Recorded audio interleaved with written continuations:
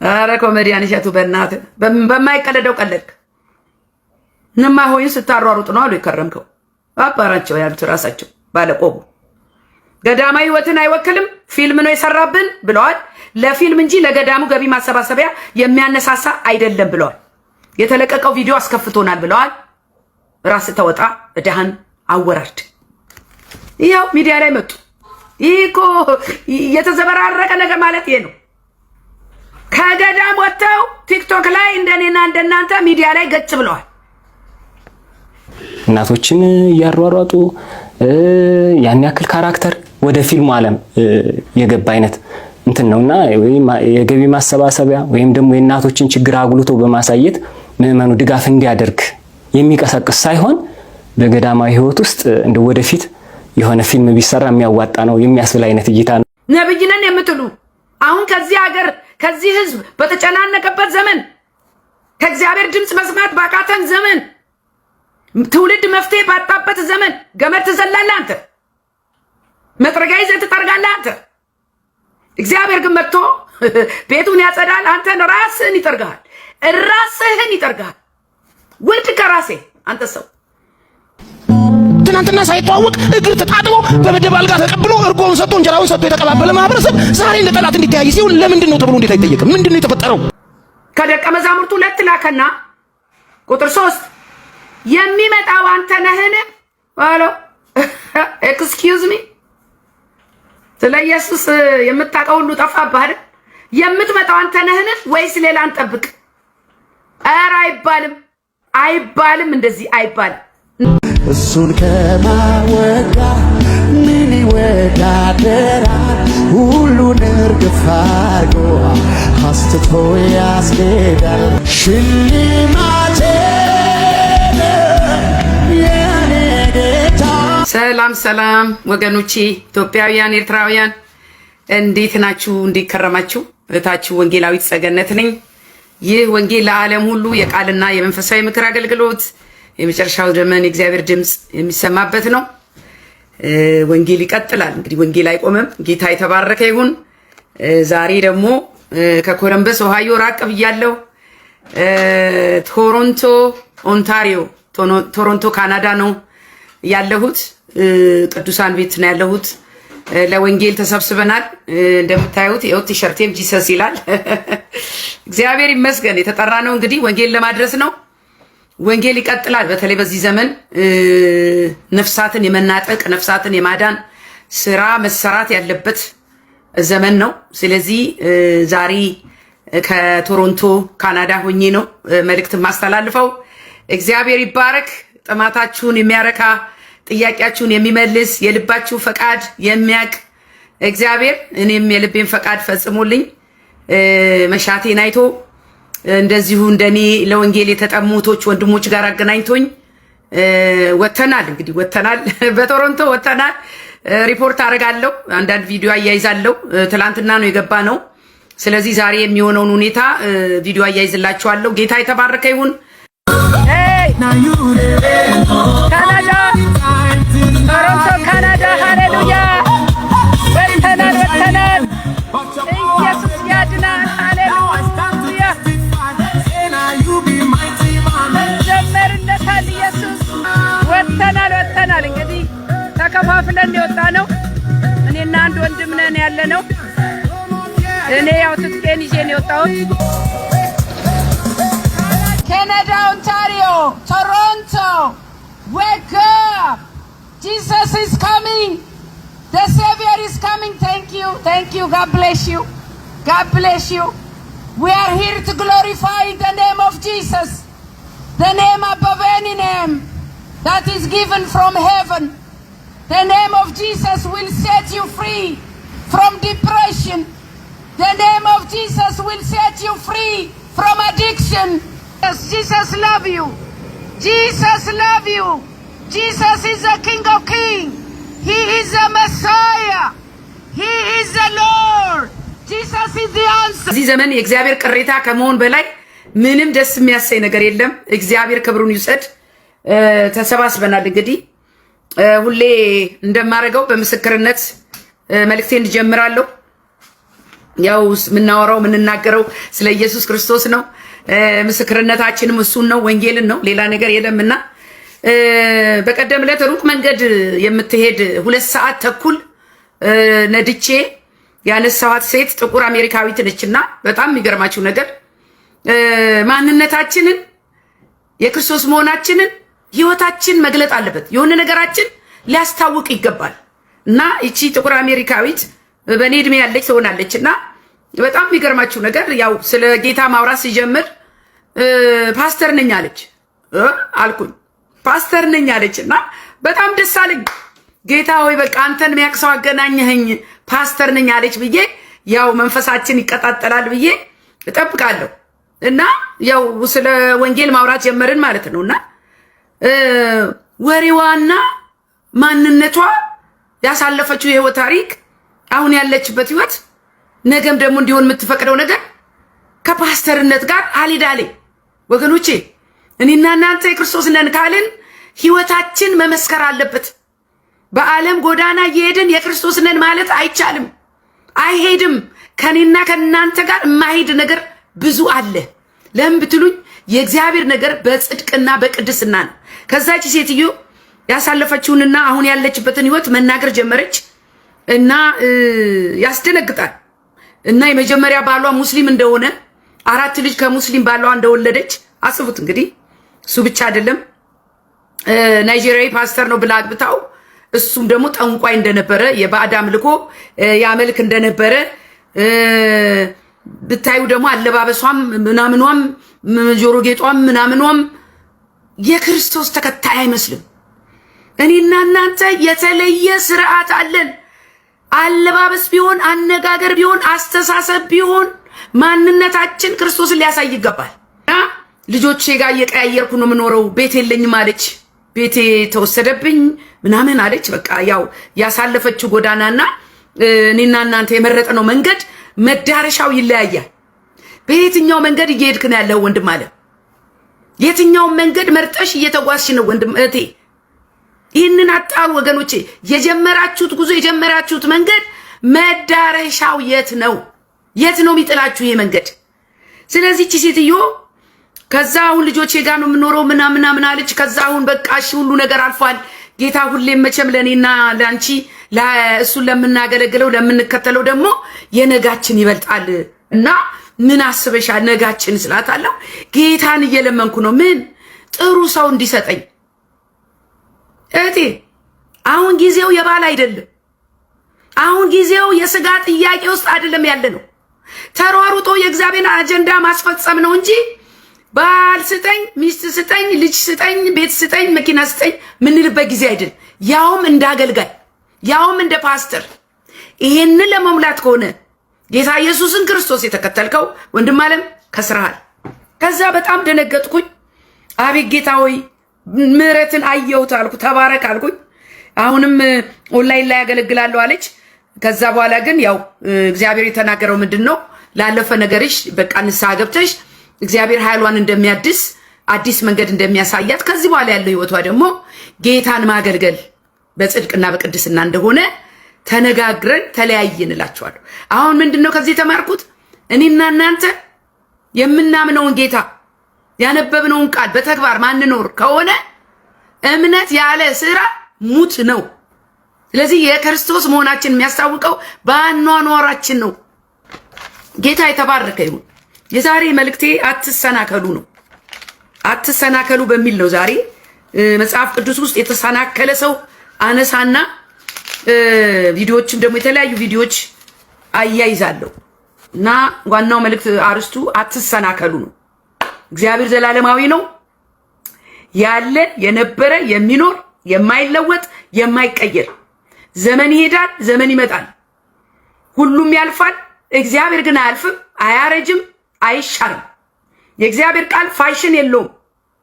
ዘመናት በመጣ ቁጥር አታስተካክለውም፣ አጭር አታረገውም፣ አታረዝመውም፣ ኤዲት አይደረግም፣ አይቀየርም። የእግዚአብሔር ነገር ሁሉ ጊዜ አንድ ነው፣ ቃሉ አንድ ነው። ስለዚህ ፍቅሩም ደግሞ ያለ ወረት ወዶናል። የእግዚአብሔር ፍቅር የአንድ ሰሞን ሞቅታ አይደለም ወንድም አለ፣ ነጠላ ዜማ አይደለም። የእግዚአብሔር ፍቅር ለዘላለም ነው የወደደን። ከልጅነት እስከ እውቀት ነው የሚሸከመን እስከ ሽምግልና። ስለዚህ የእግዚአብሔር ፍቅር አይበርድም። እግዚአብሔር የተባረከ ይሁን። በዚህ በማይበርድ ፍቅር ውስጥ የከተተን ጌታ ስሙ ይባረክ ለዘላለም። በነገራችሁ ላይ የጦርነትንና የረሃብን አስከፊነት የሚያውቀው ደርሶበት ያለፈ ሰው ነው። ምንም አሞት ማያውቅ ሰው የበሽታን የህመምን ስሜት አያውቅም። ልክ እንደዛው በዚህ በትግሬ እና በራያ በወሎ ምናምን አካባቢ ያሉ እናቶች የረሃብን ክፋት ያውቁታል፣ የጦርነትን ሰቀቀን ያውቁታል። በጣም የሚያሳዝነው ግን እነዚህ እናቶች አመድ ላይ እየተንከባለሉ በሚያምኑት በገባቸው መንገድ እየጸለዩ ነው። በጣም ነው የሚያሳዝኑት። ኑሯቸው በፊትም ጎስቋላ ነው። ኢትዮጵያ ጎስቋላ ናት። ኢትዮጵያ የእውነተኛዋ ኢትዮጵያች ነች። ኢትዮጵያ ለፈላት የሚባለው ይሄ ህዝብ ከድህነት ሲወጣል። ይሄ ህዝብ አምላኩን አውቆ መሬት ለመሬት ከመንከባለል ስናድነው ነው ወንጌል ሰብከን። ይሄ የቤተ ክርስቲያን ስራ ነው። ስለዚህ እነዚህ እናቶች እናንተ እርቧችሁ ማያቅ ከሆነ ለምን ኬክ አይበሉም ነው የምትሉት? ተርቦ ማያቅ ሰው እና እየተንከባለሉ ማረን ጦርነት አይምጣብን እያሉ አምላካቸውን እየተለማመኑ ነው። ይህ ሲሆን እኮ ጦርነትን የሚያካሂዱት ያዩዋቸዋል። ግድ ይሰጣቸዋል እንዴ? ግድ አይሰጣቸውም።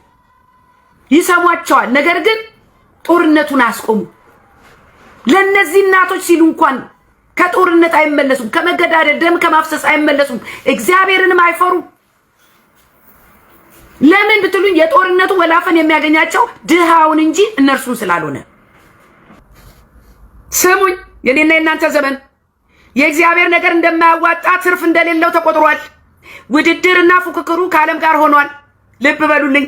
ከዛስ ስኬታችንንም የምንለካው በዓለም ስታንዳርድ ሆኗል። እናንተ በዓለም ስታንዳርድ እከሌ ምን አይነት ቤት አላት፣ እከሌ ምን አይነት መኪና አለው። ጌታ ባረከ፣ ጌታ ባረከው። በምን? በገንዘቡ ልክ፣ በሀብቱ ልክ።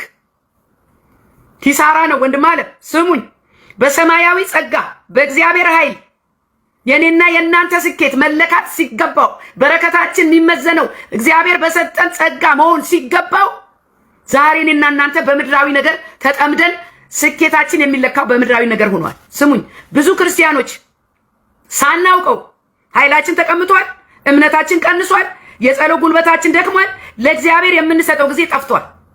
ይህንን ትክክል ካላልኩ እናንተ ፍረዱ። ቅዱሳኖች እናንተ ፍረዱ። ብቻ ስም ብቻ ሆኗል። በስም ብቻ ሆኗል። እናንተ ክርስትና ስም ክርስቲያን ነኝ ጴንጤ ነኝ ስም ብቻ ነው የተሸከምነው።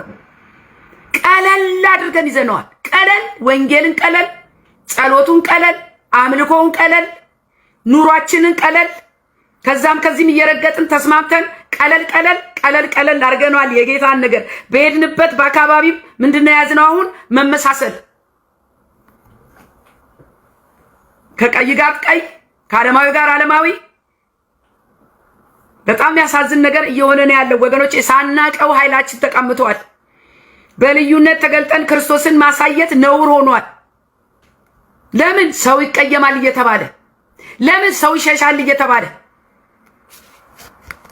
የሰው ድግስ አታበላሽ ይላሉ። የሰው ድግስ ተበላሽ አልተበላሽ አይደለም ቁም ነገሩ። ኢየሱስ ክርስቶስ ካልከበረ አንተ እዛ ቦታ ምን ትሰራለህ? በቀደም አንድ ግራጁዌሽን ሄድኩ የኦርቶዶክሳውያን። ከዛ ምግብ መብላት አልተጀመረም እና ትንሽ ቆዩ እስኪዘጋጅ ምግቡ ምናምናም ተባለና ከዛ አሁን ሬዲ ነው ብሉ ተባለ እና ብፌ ላነሳ ሲሄድ ምግቡ ተባርኳል ወይ አልኩኝ። ኧረ አልተባረከም አልተጸለይበትም አሉ።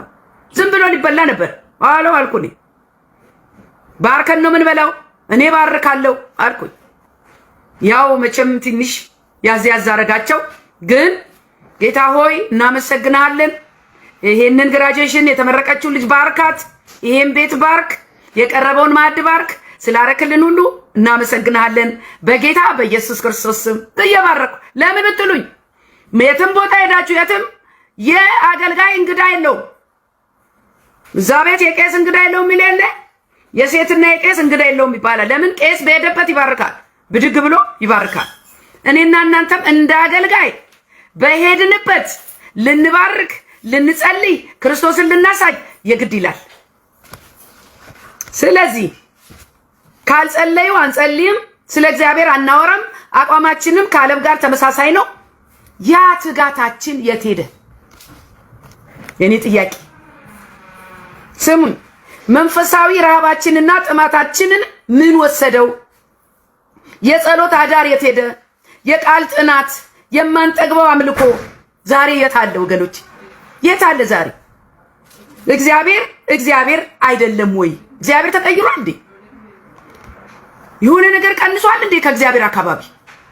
ምን ሆነን ነው በእኔና በእናንተ ዘመን የእግዚአብሔር ነገር የቀለለብን? ይሄ የኔ ጥያቄ ነው።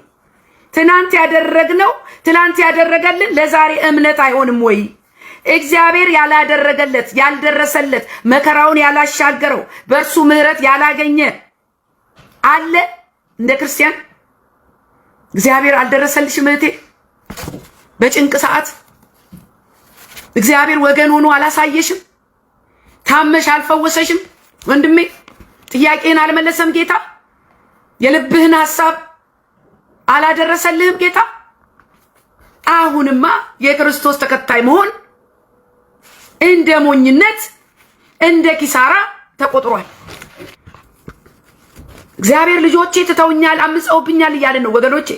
ትተውኛል አምፀውብኛል። ኤርሚያስ 2:13 ሕዝቤ ሁለቱን ክፉ ነገሮች አድርገዋል እና እኔን የሕያውን ውሃ ምንጭ ትተውኛል፣ የተቀዱትንም ጉድጓዶች ውሃውን ይይዙ ዘንድ የማይችሉትን ጉድጓዶች ለራሳቸው ቆፍረዋል። ሌላ አካሄድ አምጥተናል፣ ሌላ አምልኮ አምጥተናል፣ ሌላ ዝማሬ አምጥተናል። የእግዚአብሔር ስርዓት ያልሆነ ለሰውኛ የሚመች ስሜት የሚቀሰቅስ መንፈስን የሚገል አገልግሎታችን ሁሉ ለሰው ስሜት እንጂ ድራማ። በዚህ አጋጣሚ ድራማ ልንገራችሁ። እኔ መንጋው አሻንጉሊት ሆነ እንደ እናንተ የሆነ ነገር እያመጡ መንጋውን ማስጨፈር ለጊዜው ማዝናናት የያዙ አሉ። ይሄ ደግሞ ማን ነው ካላችሁኝ፣ ኧረ በኢየሱስ ስም ነብይ ሄኖክ ነብይ ነኝ ባይ ሆኖ ሄኖክ እኔ እግዚአብሔር ሆይ መካር የለውም። እናንተ እንደው አጠገቡ ያላችሁ ኧረ እባካችሁን ሰው መከሩት። ኧረ እባካችሁን ሰው ነብዩ እኮ ለይቶለታል። እናንተ በየሳምንቱ የሆነ ኢንተርቴይን የሚያደርገውን ነገር ድራማ እየሰራ እያመጣ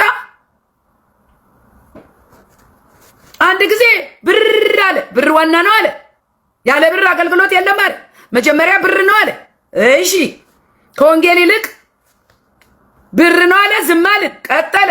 ገመድ ወንድማን ስፖርት ቤት አረከው። what you doing? ከመንፈሳዊ ነገር ጋር የማይያዝ ገመድ ይዘላል። አሳፋሪ እኮ ነው። አሳፋሪ። ስሙኝ። ከዚያ ደግሞ ስሙ፣ ተምሬ ስራ ይዤ ያልፍልኛል ብሎ ተስፋ የሚያደርገውን ህዝብ፣ የኢትዮጵያ ህዝብ እንግዲህ ብዙ ድሃ ነው። ተምሬ ስራ ይዤ ያልፍልኛል የሚል ህዝብ ነው የኢትዮጵያ ህዝብ። አሁን ምን ይላል ከነብዩ አንደበት? በጣም ተስፋ አስቆራጭ ነገር። ሚራክል መኒ አለ፣ ሰርተ አያልፍልህም። በጣም እኛ ሀገር ሁሌ ሰው የሚጨቃጨቅበት ሚራክል መኒ አለ። ሚራክል መኒ እንኳን ሚራክል መኒ አንተ አለ አይደል እንዴ? ማኒ የለም ብትል ይሻላል ሚራክል መኒ የለም ከምትል። አይ ማለት ሊሰራ ማይወድ አይብላ ነው የሚለው የማይሰራ። አዎ ሰርተ ትበላለህ፣ ሰርተ ግን ሀብታም አትሆንም። ዝርፋና ልሙናቲ ንጥቂያ በበዛበት ዘመን ወዴት እየገፋህ ነው ያለው? ይሄንን መንጋ ተአምራዊ ካልሆነ በስተቀር ሰርታ አታገኝም፣ ሀብታም አትሆንም ማለት። አሁን ደግሞ ምን እንደታየው እንጃ። ስሙኝ፣ መጥረጊያ ይዞ መድረኩን ይጠርጋል። እኔ እንጃ ያንተ መጨረሻ ናፈቀኝ። አንድ ሰው ግን ምክር ብሰማ ደስ ይለኛል። እኔ የሚያሳዝነኝ በየሳምንቱ ያንተን ድራማ የሚመለከተው ህዝብ ነው የሚያሳዝነኝ። እኔ በጣም የሚገርመው ነገር እግዚአብሔር እንዲህ ይላል ማለት ሲያቅታችሁ፣ ድምፁ ሲርቅባችሁ አሻንጉሊት ሆናችሁ አይደለም? በየሳምንቱ ድራማ። እኔ የሚያሳዝነኝ እንዳልኳችሁ መንጋው ያሳዝነኛል። እግዚአብሔር ይቅር ይበላችሁ እናንተ። ስለዚህ ዛሬ ስሙኝ፣ መልእክቴ መነሻ የሆነኝ ለዛሬ በማቴዎስ 11 ላይ ያለው የመጥምቁ ዮሐንስ ታሪክ ነው። በጣም ኢንተረስቲንግ የሆነ ታሪክ ነው ዛሬ የምነግራችሁ። ይሄ ወንጌል ነው ወገኖቼ፣ ስሙኝ።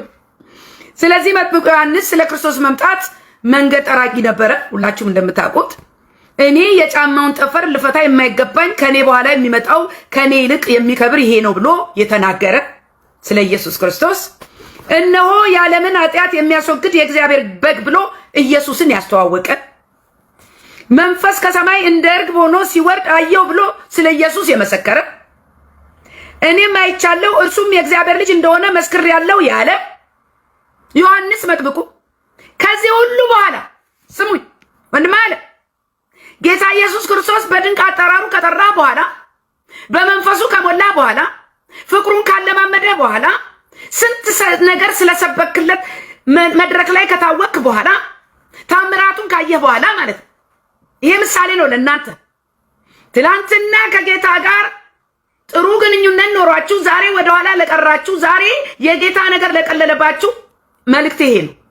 ከዛስ ከዚህ ሁሉ በኋላ ዮሐንስ መጥምቁ በሄሮድስ ምክንያት በዘፈን ምክንያት እስር ቤት ነበረ። ያኔ ገና አንገቱ ሳይቆረጥ ገና እስር ቤት እያለ ወህኒ ሳለ ዮሐንስ ከራሱ ሁኔታ ተነስቶ በኢየሱስ ተሰናከለ። ወንድም አለ ከራሱ ሁኔታ አትነሳም። እግዚአብሔር በአንተ ሁኔታ አይለካም። አሁን በምታልፊበት መከራ እግዚአብሔርን አትለኪው ምጤ። እግዚአብሔር ነው። ብትታሰሪ ታመሽ ብትተኝ መከራ ቢገጥምሽ እግዚአብሔር አይለካም፣ አይመዘንም። በጊዜው ሁኔታና በከፍታ በዝቅታ እግዚአብሔርን አንለካውም። ወገኖቼ ስሙኝ፣ አንተ ስትታሰር ወይም ስትታመም የእግዚአብሔርን አቅም አትለካም። መከራ ሲደርስብህ ለምን ብለህ የለህም ወይ አትልም። ትልቅ መሰናከል ይሄ ነው። ብዙ አገልጋዮች የሚሰናከሉት የሆነ ችግር ሲገጥማቸው ጌታ ሆይ አገልግዬ ጌታ ሆይ የለህም እንዴ ጌታ ሆይ በከንቱ ነው የደከምኩት። ኧረ አይባልም ወንድም አለ አይባልም። ስለዚህ ዮሐንስ መጥምቁ ስሙኝ እግዚአብሔርን ችሎታውን፣ ኃይሉ፣ ማንነትን በሁኔታዎች አንመዝንም። ማቴዎስ 11:2 ላይ ምን ይላል? ዮሐንስም በወህኒ ሳለ የክርስቶስን ሥራ ሰምቶ ከደቀ መዛሙርቱ 2 ላከ። ባይልክ ይሻለው ነበር። እናንተ ጸሎትህን አስተካክል፣ ወደ እግዚአብሔር የምትልከው መልእክት አስተካክል። ዮሐንስ መጥምቁ የላከው መልእክት ትክክል አልነበረም። የማይጠየቅ ጥያቄ፣ የማይላክ መልእክት ላከ። ወዴት? ወደ ኢየሱስ ክርስቶስ። ያ ሁሉ ስለ ኢየሱስ የመሰከረው የት ገባ? እናንተ ያ ሁሉ ያሳለፋችሁት መልካም ጊዜ፣ ያ ሁሉ ፍቅሩ፣ ያ ሁሉ ያለማመደሽ አባትነቱ የት ሄዶ? ዛሬ በገጠመሽ መከራ ጌታን ትክጂዋለሽ፣ በገጠመሽ መከራ ጌታን ትከራከሪዋለሽ። ስሙኝ። ከዛስ ቁጥር 2 ከደቀ መዛሙርቱ 2 ላከና ቁጥር 3 የሚመጣው አንተ ነህን? አሎ ኤክስኪውዝ ሚ ስለ ኢየሱስ የምታውቀው ሁሉ ጠፋብህ አይደል? የምትመጣው አንተ ነህን ወይስ ሌላ እንጠብቅ? ኧረ አይባልም፣ እንደዚህ አይባልም። እንደዚህ ያለው ግን ከዛ ክርስቶስን ስትከተል ወንጌል መስካሪ ስትሆን መስቀል ትሸከማለህ እንጂ አልጋ ባልጋ አይደለም። ይህንን አውቀን አይደል የገባንበት? ጌታ ኢየሱስ ክርስቶስ አልጋ ባልጋ ነው ኑ ተከተሉኝ ብሏል እንዴ? አላለም። በዓለም ሳላችሁ መከራ አለባችሁ ነው ያለው። ተናግሮን ነው። መከራውን፣ ችግሩን፣ ፈተናውን መሸሽ አንችልም። ከዛስ ቁጥር 4 የኢየሱስ መልስ በጣም ደስ የሚል ነገር የኢየሱስ መልስ ነው ያረካኝ። ኢየሱስ መለሰ፣ እርግጠኛ ነኝ ኢየሱስ ክርስቶስ በዮሐንስ መጥምቁ መልእክት ደስተኛ አልነበረም። ደስ አላለው። ከዛስ አይዞህ እኔ ያስፈታሃለሁ፣ ትንሽ ጠብቀኝ፣ ደረስኩልህ፣ መጣሁልህ አላለም። ምን ችግር አለው ብትታሰርስ አላለም። በታሰረበት እንደነ ጳውሎስ በዝማሬና በምስጋና ሰንሰለት ማስፈታት ይቻላል ወገኖቼ። መከራ ሲገጥመን ምስጋና ነው። መከራ ሲገጥመን ዝማሬ ነው። መከራ ሲገጥመን ከምንቀበለው አክሊል አንጻር እያሰብን ልንደሰት ነው የተጠራ ነው እንጂ መከራ ደረሰብን ብለን ልንቆዝም፣ ልናማርር፣ ልናጉረመርር በእግዚአብሔር ላይ የለህም ወይ አንተ ነህስ ወይስ ሌላ እንጠብቅ አይባልም። እንደዛ በምስጋና ተሞልቶ እንግዲያው የታሰረው እውነት ስለተናገረ ነው። የእግዚአብሔር ኃይል መልአኩን ልኮ ሊያስፈታ ይችላል። የልብህ መጠራጠር ግን ባለማመናቸው ታምራት ሊያደርግ አልቻለም። ኮሜዲያን እሸቱ ላይ በገዳም ያሉ አባቶች ቅሬታቸውን አቅርበዋል። ስሙኝ፣ ቀልድን አልወደዱትም። ማለት ገዳማትን ገልጠ ከስርዓታቸው ውጪ ድራማ ሰርቶብናል እያሉ ነው። ነቀፌታ ቀርቦብሃል፣ ክስ ቀርቦብሃል፣ ገዳማችን ተደፍሯል አሉ። ነቅተውብሃል፣ እሸቱ ነቅተውብሃል። መግባት የሌለበት ቦታ ገብቷል። መንካት የሌለበት ተነክቷል። እነማወይንም አሰልጥኖ ነው እንጂ ትክክለኛ የህይወት ገጽታቸው አይደለም። ዓለማዊ ሳቤን ይዞ ነው የገባው። ምንም ቢሆን ገዳም ጥፋትም ቢኖር የነሱ አካሄድ የነሱ ስርዓት ሌላ ነው። ገዳምን መጀመሪያ ደረጃ ገዳምን በገንዘብ እንደግፍ ጥሪ ተደርጎ ለገዳማት ፈንድሬዚንግ ተብሎ ነው ነገሩ። ገዳም ፈንድሬዚንግ አያስፈልገውም። እንደውም ገዳማትን ያበላሻ ገንዘብ ነው። አሁን እኮ ከገዳም ወጥተው ገንዘብ ልመና ቲክቶክ ላይ ማለት ጀምረዋል። አርፈው የተቀመጡትን ካህናት አበላሻቸዋቸው በገንዘብ። ምን ወሰደ ገዳም ውስጥ ድረስ ስሙ ያሉትን ቪዲዮ አያይዛለሁ። አሁን ግን የተለቀቀው ሁላችንም አስኮርፎናል። ለምን የቦታውን ህግና ስርዓት ጣሰው። ብዙዎች በሚሞቱበት በዚህ አደገኛ የዋልድባ በረሃቷ ከአንድም ሶስት ወደ ሌላ ገዳም ልትሄድላቸው ለምነዋት እንጂ ብላለች። እናቶች ከቋርፎ ጋር ምንም ግንኙነት የላቸው። ይሄ ስክሪፕት ተጽፎለት በስርዓት ተቀናጅቶ ገዳሙ ድረስ ታስቦበት ተመክሮ የተሰራ ስራ ነው። ውጭ መንኩሰው የመጡ መነኮሳት ቀርተው ጳጳሳትም ቢሆን ገብተው መቀደስና ስጋውን መቀደስ አይችሉም። ከእናትም መለየት ለክርስቶስ መኖር እንደሆነ በበጎ በኩል ጥበብን ጨምሮ ማሳየት ካልሆነ በስተቀር ድራማ እንዴት ያስመስለዋል? ከአራቱ አፍላጋት ውጭ የተወገዘችው ቦታ እንኳን ሴት ቀርቶ ስምረት ያልተገባ ስጋው ደግሞ እዚያ ቦታ ላይ አይቀርም። ይሄ የክርስትና ዲሲፕሊን ወይም ደግሞ ቤተክርስቲያናዊ ስነ ምግባር የሚባለውን የተላበሰ ነው ብዬ አላስብም። ቆርጦባቸው ነው እንጂ ይሄ ጥሪ አይደለም፣ ሴቶች ገዳም ተብሎ መጠራት የለበትም ብለው እንዲያውም ተቃውሞ ነበር። እናቶችን እያሯሯጡ ያን ያክል ካራክተር ወደ ፊልሙ ዓለም የገባ አይነት ዋልድባ የሴት ገዳም የሚባል ነገር በዋልድባ ሕግ የተከለከለ። ገንዘብ ማምጣት ላይ ብቻ ፎከስ አድርገን የምንሰራው ስራ ከሆነ የቤተክርስቲያኒቱን ገጽታ ዓለማዊ ሳቤን ይዞ ነው የገባው። እውነተኛ ህይወታችንን የሚገልጽና ኑሯችንን መሰረት ያደረገ አይደለም። ለገንዘብ ተብሎ የተጻፈ ስክሪፕት ነው። ደግሞ እኮ እዛ ያሉት ነገሪያችሁ የለ ወጣቶች ናቸው፣ ነቃ ያሉት ናቸው። አሁን የሚናገረው ሰውዬ ስትሰሙት ቆቡ ነው እንጂ ገና ነው። እና እንግዲህ እዛ ያሉት ደግሞ እማሆይ የተባሉትም ባለፈው እንዳልኳቸው ቆንጅዬ ናቸው። እማሆይና አባትየው እኮ ይተዋወቃሉ። እናት ገብተህ እንግዲህ እነዛ እማሆይ የተባሉትን ቦቆቅላ አጉል አጫውታቸዋል። አጉል ጨዋታ አጫውተሃል። አልወደዱትም። ከዛስ ሁሉን ለገዳማ ጭምር ገዳማዊ ህይወትን የእናቶችን ኑሮ መሰረት ያደረገ አይደለም፣ ድራማ ዘል ነው። መነኮሳትን ሲያሯሩጥ ነው የከረመው አሉ። የዓለምን የጨለማ ስራ ስታጋልጥ እንደምትታሰር፣ እንደምትወገር፣ እንደምትገለል መገደልስ እንዳለ አታውቅም? ወንድማና አታውቅም? ማወቅ አለብን። ስለዚህ እንዴት እንደዚህ አይነት የመጠራጠርና ያለማወቅን ጥያቄ ትጠይቃለህ? እንዴት ይጠየቃል? አይጠየቅም። የለህም ወይ? እንዴት አንተ እያለህ እያገለገልኩ ብለህ አገልግሎትን መያዣ አታድርግ። ጌታ እንዲህ ብሎ መለሰ። የጌታ መልስ ሙልኝ። ሄዳችሁ ያያችሁትን የሰማችሁትንም ለዮሐንስ አውሩለት። ማለትም ምን እንዲያወሩለት ፈለገ? አንተ ጥያቄ ውስጥ ገባ። ኢየሱስ ክርስቶስ ግን የተላከበትን ተልኮ እየፈጸመ ነው ያለው። ምንድነው ብትሉኝ፣ እውሮች ያሉ ቁጥር 5 አንካሶች ይሄዳሉ፣ ለምጻሞች ይነጻሉ፣ ደንቆሮች ይሰማሉ፣ ሙታንም ይነሳሉ፣ ለድሆችም ወንጌል ይሰበካል። ጌታ ኢየሱስ ክርስቶስ የመጣበት ዓላማ ይሄ ነው። አንተ እስር ቤት ገባህና የጌታ ኢየሱስ ስራ ተልኮ አይቆምም። ያው ቺፕስ መገጠም ተጀምሯል በተለያየ ቦታ። ይሄ ቺፕስ እየመጣ ነው። እናንተም ኢትዮጵያም አሁን ሳታቁት ሳታስቡት ቺፕስ መገጠም ይጀመራል። በተለይ በሚወለዱ ህጻናት ላይ አንድ ጊዜ ቪዲዮ ሰርቼ ነበረ። ትልቅ ሐኪም ቤት ይሰራል። እዛ ሐኪም ቤት ውስጥ ህፃናት ሲወለዱ ማዋለጃ ቺፕስ ይገጠማል። ልክ ኬንያ እያደረገች እንዳለችው ብዬ ማስጠንቀቂያ ነግሬያለሁ።